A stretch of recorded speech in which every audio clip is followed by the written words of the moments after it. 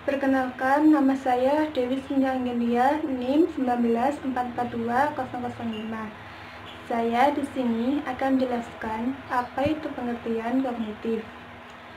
Menurut Wunsch, kognitif adalah suatu proses aktif dan kreatif yang bertujuan untuk membangun struktur melalui pengalaman-pengalaman. Wunsch percaya bahwa pikiran adalah hasil kreasi para siswa yang aktif dan kreatif yang kemudian disimpan di dalam memori. Teori belajar kognitif menekankan bahwa perilaku seseorang ditentukan oleh perseptif serta pemahamannya tentang situasi yang berhubungan dengan tujuan belajar. Teori ini lebih mementingkan proses belajar daripada hasil belajar. Model pembelajaran kognitif merupakan suatu bentuk teori belajar yang sering disebut dengan model perseptual. Teori ini berpandangan bahwa belajar merupakan suatu proses internal yang mencakup ingatan, retensi, pengolahan informasi, emosi, dan aspek kejiwaan lainnya. Belajar merupakan aktivitas yang melibatkan proses berpikir yang sangat kompleks. Perspektif kognitif membagi jenis pengetahuan menjadi 3 bagian, yaitu sebagai berikut. Yang pertama, pengetahuan deklaratif, yaitu pengetahuan yang dapat dinyatakan dalam bentuk kata atau disebut pula pengetahuan yang konseptual. Pengetahuan yang deklaratif rentannya luas, dapat tentang fakta, konsep, globalisasi, pengalaman pribadi, atau tentang hukum dan aturan. Pengetahuan prosedural, yaitu pengetahuan dengan tahap-tahap atau proses-proses yang dilakukan atau pengetahuan tentang bagaimana melakukan how to do. Pengetahuan ini dicirikan oleh adanya praktik atau implementasi dari suatu konsep. Yang ketiga adalah pengetahuan kondisional, yaitu pengetahuan tentang kapan dan mengapa, when and why. Suatu pengetahuan deklaratif dengan pengetahuan prosedural digunakan. Pengetahuan ini terkait dengan bagaimana mengimplementasikan baik pengetahuan deklaratif maupun prosedural. Yang ketiga adalah pengetahuan kondisional, yaitu pengetahuan tentang kapan dan mengapa, when and why. Suatu pengetahuan deklaratif dan pengetahuan prosedural. Pengetahuan ini terkait dengan bagaimana kita mengimplementasikan baik pengetahuan deklaratif maupun pengetahuan prosedural. Pengetahuan ini amat penting karena menentukan kapan penggunaan konsep dan prosedur yang tepat dalam pemecahan masalah. Dwi Agustin, NIM 194420016. Saya akan melanjutkan materi yang telah dibahas oleh teman saya. 3 macam sistem penyimpanan ingatan. Yang pertama, memori sensori. Memori sensori merupakan sistem mengingat stimulasi secara cepat. Yang kedua, memori kerja. Memori kerja merupakan ingatan jangka pendek. Dan yang terakhir, memori jangka panjang, yang berfungsi sebagai penyimpanan informasi yang sangat besar dalam waktu yang cukup lama. Teori belajar berbasis kognitif. Teori kognitif menurut Gestalt. Pokok pandangan Gestalt bahwa objek atau peristiwa tertentu akan dipandang sebagai suatu keseluruhan yang terorganisasi. Pandangan Gestalt lebih menekankan pada perilaku moral. Implikasi teori Gestalt dalam pembelajaran. Yang pertama, pengalaman tilikan.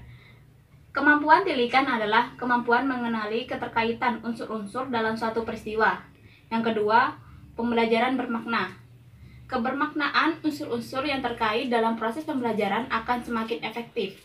Hal ini akan sangat penting dalam pemecahan masalah. 3. Perilaku bertujuan. Maknanya, perilaku terarah pada tujuan. Proses pembelajaran akan objektif jika peserta didik mengenal tujuan yang akan dicapai dalam suatu proses pembelajaran tertentu. 4. Prinsip ruang hidup. Individu memiliki keterkaitan dengan lingkungannya. Pembelajaran hendaknya memiliki keterkaitan dengan situasi dan kondisi lingkungan setempat. Dan yang terakhir yaitu transfer dalam belajar. Hal ini terjadi apabila peserta didik telah menangkap prinsip-prinsip pokok masalah dan menemukan generasi untuk memecahkan masalah. Teori belajar medan kognitif menurut Kurt Lewin. Kurt Lewin mengembangkan teori belajar medan kognitif yang menitikberatkan perhatian dari kepribadian dan psikologi sosial. Karena hakikatnya masing-masing individu berada dalam medan kekuatan yang disebut sifat psikis. Jadi, tingkah laku merupakan hasil interaksi antar kekuatan baik dari individu maupun luar diri individu. Perkembangan kognitif menurut Jean Piaget. Teori perkembangan kognitif disebut teori perkembangan intelektual atau perkembangan mental. Menurutnya, perkembangan kognitif merupakan suatu proses genetik, yaitu proses yang didasarkan atas mekanisme biologis perkembangan sistem saraf. Sekian materi yang saya jelaskan, materi selanjutnya akan dijelaskan oleh teman saya. Assalamualaikum warahmatullahi wabarakatuh. Nama saya Reza Fiprianti Setiani, NIM 1944215. Di sini saya akan menjelaskan tentang tahapan perkembangan kognitif Jean Piaget. Tahapan perkembangan kognitif Jean Piaget dibagi menjadi 4 tahap. Pertama, tahap sensori motor, yaitu sejak lahir sampai sekitar usia 2 tahun. 2. Tahap pra-operasional, yaitu sekitar usia 2 tahun sampai 7 tahun. 3. Tahap operasional konkret, yaitu sekitar usia 7 tahun sampai 11 tahun. 4. Tahap operasional formal, yaitu sekitar usia 11 tahun dan seterusnya. Berikutnya, implikasi teori perkembangan kognitif Piaget dalam pembelajaran. Menurut Piaget, secara garis besar, skema yang digunakan anak untuk memahami dunianya dibagi menjadi 4 periode utama atau tahapan-tahapan sebagai berikut. Pertama, bahasa dan cara berpikir, yaitu bahasa dan cara berpikir anak berbeda dengan orang dewasa. 2. Bahan baru tetapi tidak asing, itu bahan baru yang harus dipelajari anak hendaknya dirasakan sebagai bahan baru tetapi tidak asing. 3. Beri peluang anak untuk belajar.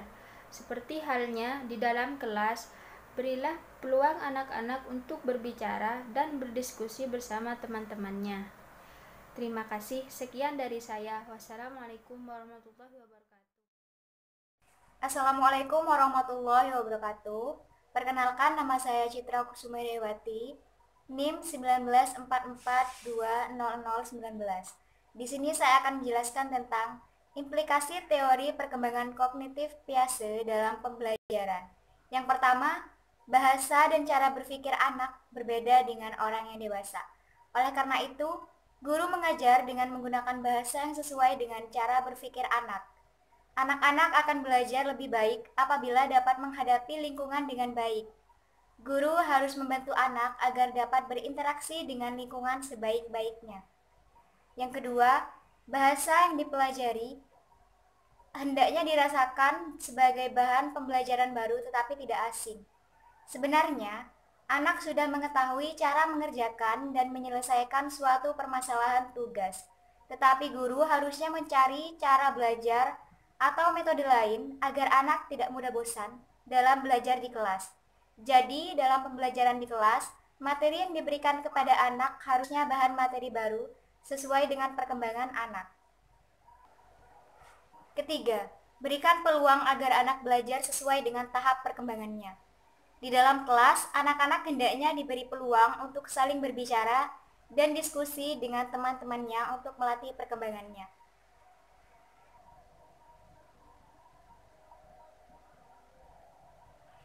Lalu di sini saya akan menjelaskan tentang teori discovery learning dari Jerome S. Bruner. Dasar teori Bruner adalah ungkapan Piaget yang menyatakan bahwa anak harus berperan secara aktif saat belajar di kelas.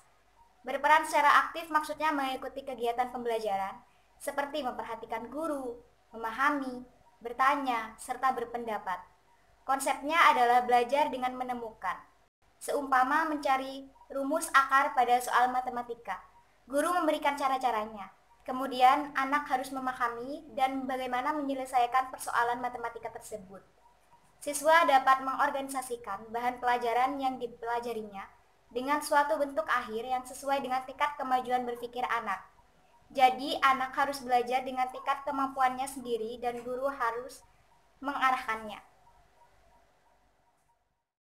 Menurut Brunner, seiring dengan terjadinya pertumbuhan kognitif para pembelajar, harus melalui 3 tahapan perkembangan intelektual, yaitu enaktif, ikonik, dan simbolik.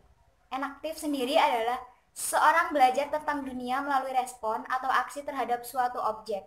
Contohnya, dalam tahap ini guru bisa memberikan pertanyaan kepada anak, lalu anak mencari jawaban dan meresponnya.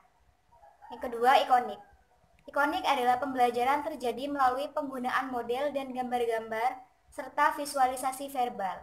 Dalam tahap ini, penyajian pembelajaran kepada anak dilakukan berdasarkan pada pikiran internal, di mana pengetahuan disajikan melalui serangkaian gambar-gambar atau grafik yang dilakukan oleh anak. Yang ketiga, simbolik. Siswa mampu menggambarkan kapasitas berpikirnya dalam istilah yang abstrak. Maksudnya tidak melihat benda yang sebenarnya. Anak sudah bisa berpikir tanpa harus memperhatikan keadaan atau benda yang sebenarnya atau yang sudah ada. Sekian, terima kasih.